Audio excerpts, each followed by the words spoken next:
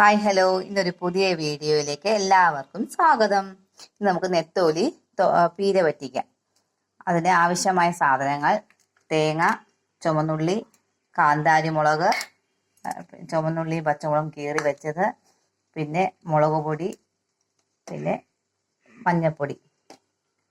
ആദ്യം നമുക്ക് ഈ തേങ്ങയും ചുവന്നുള്ളിയും കാന്താരി മുളകും കൂടെ ചേർത്ത് ഒന്ന് മിക്സിയിൽ ചതയ്ക്കാം. ആദ്യം നമുക്കിത് ജാറിലോട്ട് ഇടാം.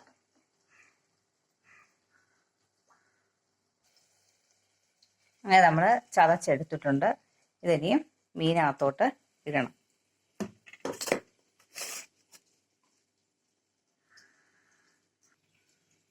ഇത് ജാറിലോട്ട് ഇട്ടു.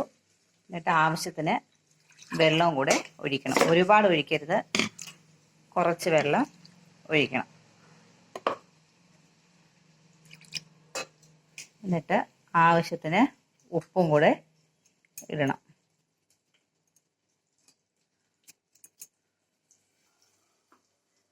എന്നിട്ട് കറിവേപ്പിലയും കൂടെ 2-3 തണ്ട് ഇല ഇടണം.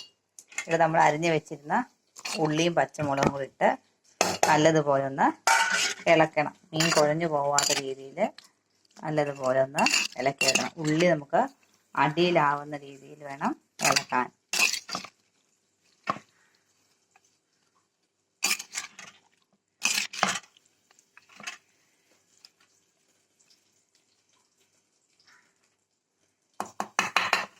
എന്നിട്ട് നമുക്കത് ഗ്യാസിലോട്ട് വെക്കാം. എന്നിട്ട് നമ്മൾ പുളി വെള്ളത്തിയിട്ട് നല്ലതുപോലെ കഴുകണം.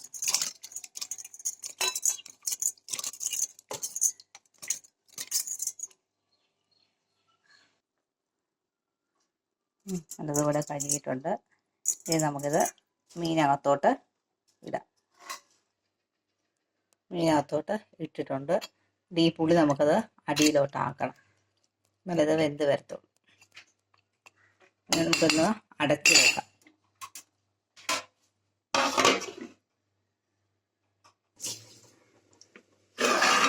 എൻ്റെ മീൻ ആവി വന്നു.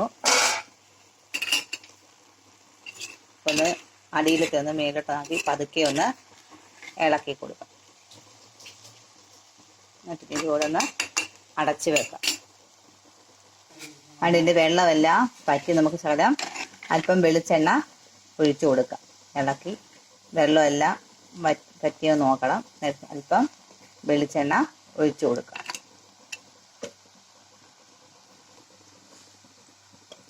അല്പം വെളിച്ചെണ്ണ ഒഴിക്കാം. വെളിച്ചെണ്ണ ഒഴിച്ചിട്ട് ഒന്ന് ഇളക്കാം. നമ്മുടെ ഗ്യാസ് ഓഫ് ചെയ്യും. അങ്ങനെ നമ്മുടെ നെത്തോലി പീര വറ്റിച്ചത് റെഡിയായി. ഓക്കെ, അടുത്ത വീഡിയോയുമായി നാളെ കാണാം.